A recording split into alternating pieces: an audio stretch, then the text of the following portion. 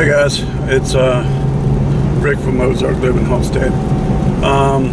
It's July the 18th, about 2:30 in the afternoon, and it is hot.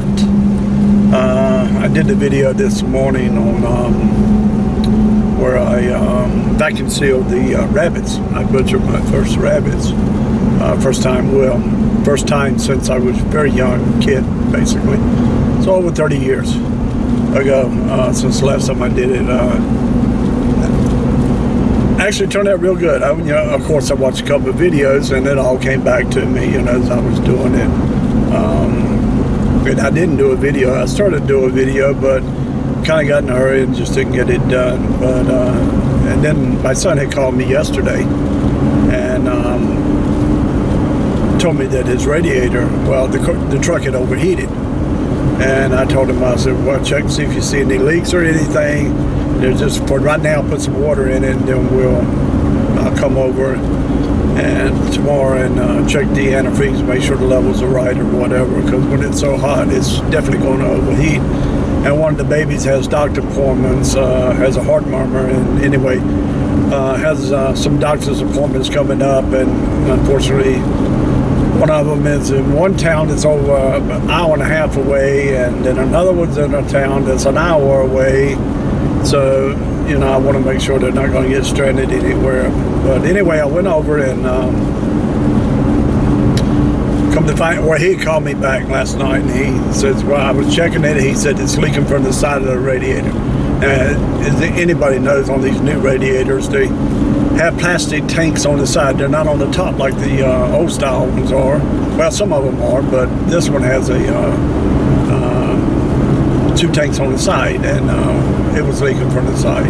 So we took it off, and I took it into the shop. And the old guy's 85 years old, been there forever doing these radiators, and he said it's probably the tank. He saw it in the back of my truck. He had just came in from lunch. And I said, well, I'm not sure. I said, I know it gets wet on the side there. He said, no, I see them all the time. These tanks, they don't last forever. And this is an '02 Ford Explorer. So it's lasted quite a while. It was my wife's original car, and we gave it to my son. But, yep, he picked it up, and he looked at it, and he said, see right there? And he showed me, and sure enough, there was a crack right on the seam. He said, that's where it's leaking from. So anyway, he's going to have it ready. He said it should be no later than Thursday, but more than likely I'll have it done on Wednesday. He said about $75 or so. But anyway, one of the things I thought, since I have time, I'm headed back to the house. I stopped and done a little bit of shopping. Not that I really needed to, but I like to go into the grocery store when I'm in town, pick up things, and I have a tendency, and this is something I've learned, well, I've always known, and I've always done it. I like to buy things when they're on sale, and I'll buy extras if I know it's something I'm going to use. It's not going to spoil, it's not going to go to waste, and I've always done that. I've always stocked up. It's one of the things my wife has a hard time thinking about or remembering to do. But anyway, I went in the grocery store. There was just a few things I needed that I was running a little short on because of my normal time that I would go.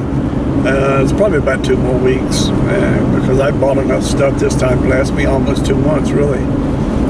And I normally go about every 4 to 6 weeks, depending on how much I buy. But anyway, I ended up buying a lot more. There was a lot of stuff on sale and some stuff that'll keep and wait. And it's stuff that I'm definitely going to use. So, but I went on it, and I always do it, and I just stock up on this stuff. And normally what happens is I stock up enough, by the time I get through with the end of it, it's coming around again, it's on sale again, so it kind of works out. But my reason behind this video, and it's a perfect chance to do it, and I've been planning on doing it for a while, is you guys know I did the one video, and I'll actually put a link to it, a card, and it'll come out in that little banner, and I'm going to get this right this time. It'll be up there in that corner up there. I'm sure, I think. Anyway, and I think it's on the front page of my channel page. But basically, are you sure you want to be a homesteader, basically? And that was a whole different subject. But I get a lot of questions about people, you know, commenting and messaging me that they're thinking about, or they want to, or they're planning, they're looking for property in this area. And I'm not trying by far to discourage anybody from homesteading. You know, it's a little late in mine and my wife's age to be doing what we're doing. Well, not really, but you know, I wish we'd have done it a long time ago. But anyway, it's all working out. It's just a little rough on us at our age now. But yeah, if you guys are thinking about doing this and can do it, do it. But one of the things I wanted to mention, a few of the things, if you're really serious about this, research what you're doing. Don't just up and go buy a piece of property and move out there or wherever and think that's it's all going to be gravy. Well, it's not. You're going to run into a lot of roadblocks, and you're going to run into problems where, depending on what part of the country, what county, whatever, where you're going to be, that people are going to tell you, as far as city government and stuff, you cannot do this, and you know, this is the way it's got to be, and you know, you can't do that. And you know, we're fortunate, and we did not know this. I'll admit it, we did not know it, and I wish I had known it, but it all worked out really good for us. We actually bought property in a county, in a state, a part of the state anyway that I know of, where they had no codes. And I've mentioned this in a couple of other videos. There are no building codes whatsoever. You can pretty much do anything you want. You can live in a tent in the middle of your property if you like, with an outhouse. It does not matter. It's all legal. And we kind of lucked out on that. Now, we were lucky when we bought our property, and one of the reasons we bought what we did, and there was a lot of reasons, but one of the reasons, it had an old house on it, which I know you guys have seen. It's not livable, but I can repair it enough to make a very good workshop out of this house. Plus, it's very small. It already had well and septic, and it already had electric run to it. So that was an advantage of something that we did not have to put out money for. Now, I don't know what wells cost to drill, but I've heard $2,000 to $3,000 or more, depending how deep and whatever. Septics, I really don't know. But you know, some places, and if I'm not mistaken, you can have lagoons here, which we're lucky we did have a septic tank. And I asked the realtor, and I thought he was joking when we first bought it. I says, well, we're planning on building our own home here, because he thought we were going to remodel that house and live in it. I'm like, no, that house is way too far gone. It was built in the early 60s, but it was just not very well taken care of, and it was not very well built. And you can tell people that build it, and that's part of what this conversation is about. Whoever built it didn't know what they were doing, and I'm not putting anybody down. They did the best they could with what they had. They actually used rough sawn oak lumber, and it's hidden up under that lap siding. And they did an addition. This was a very tiny house at one time, half the size of what it is now. They did an addition on the back side of it and made it like twice as big as what they did. Well, they did a concrete floor, and that's part of the problem that I've got to work out when I go to turn it into a shop. They built it below grade, which means water can't come through those walls. They have done all kind of patching on the backside, this and that, to channel water away from it. They really didn't pay attention to what they were doing, and they apparently, and I don't know this for a fact, the original part of the house was wooden. You can tell that. But they poured concrete just directly on the ground. Now, I don't know if it has any reinforced rebar or anything under there, wire mesh or whatever, concrete mesh. But it is very unlevel, lumpy. I mean, it honestly just looks like they poured it, let it run out. Wherever it landed, that's where it was. So that's another reason we would not live in there. But it'd be perfect now.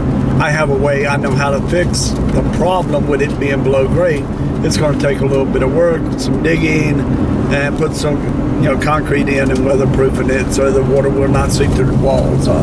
You get down below the foundation. But anyway, let me get back to where I was. People research this, and again, I'm not trying to discourage you. In fact, I'm hoping I'm encouraging you to do this. As you guys know, you see it in the past couple of weeks, all the police officers have been killed. Turkey, a coup going on in Turkey. I mean, just everything that's going on. I mean, and it's not going to stop here. It's going to get worse, and it's going to get worse, and the cities are going to get bad. And I've mentioned this before, and I've caught some flack for it about the mentally ill people. A lot of these are mentally ill people. This is their perfect opportunity to do something that they think is right, that is terribly wrong, to go out and kill police officers or any human. But in their mind, because they're mentally ill, they think it's a perfect opportunity, and they think they're doing something good. And they're going to be more and more. There are a lot of mentally ill people. And apparently, the last I heard, and I haven't really kept up with this because I get so frustrated and I get so tired of hearing it, that he was ex-military. There's a very good possibility he came back that way, and he slipped through the cracks like so many of them have, because our U.S. government does not take care of our soldiers when they come back. They don't even take care of them when they're over there. And of course, they don't take care of their families, when they're gone. But yeah, I'm not even going to get on that subject. But you guys, pay attention. Really check out where you're moving to, where you want to move to, and think about a lot of things. Think about, and I'll do another video on this because this one's getting a little too long. But there is a channel, and most of you, I'm sure, already subscribed to it, and I haven't read the book, but Bill and Rose's off-grid cabin, truck drivers, husband and wife team, truck drivers, and I think it's been around 4 years or so. They've been building this while they were home, off the road, for their little layover or whatever. A little at the time. I think they're starting to do more and more now. But they built a little book, and it's pretty much, from what I understand from Bill on one of his videos, he's really not trying to sell anybody anything, but he's trying to save people a big headache that are thinking about doing this, because he doesn't want people to go out and think they can just go out and build a house and do this and not have any problems with the city government, county government, or whatever. So, go by and check out his website. Now, I don't know what his book cost. I know if I'm not mistaken, they sell it on Amazon. They might sell it in a few other places. And Bill seems like a very nice guy. He'll answer any questions you got. So go by and check it out. And apparently it has a lot of good information in it on how to check different things, and so you can be prepared for what you got to be prepared for. Like I said, I'm going to go ahead and end this video right now. Like I said, I'm going to do a second one because I couldn't get nearly all of it in there that I wanted to get in there. Some of the drawbacks and some of the things a lot of people just do not think about. But anyway, I'm gonna get off of here, and I hope you guys like the video, and if you do, go ahead and comment so I know whether to actually really do the second part of this, whether you want to hear the second part of it, and just comment. But anyway, comment, like, and subscribe. All right, you guys have a great day, and be careful if you live in this area. It is, heat index is over 100 degrees right now, so, and it's supposed to be this way all week. So you guys be very careful and drink a lot of water and stay hydrated. All right, you guys have a great day.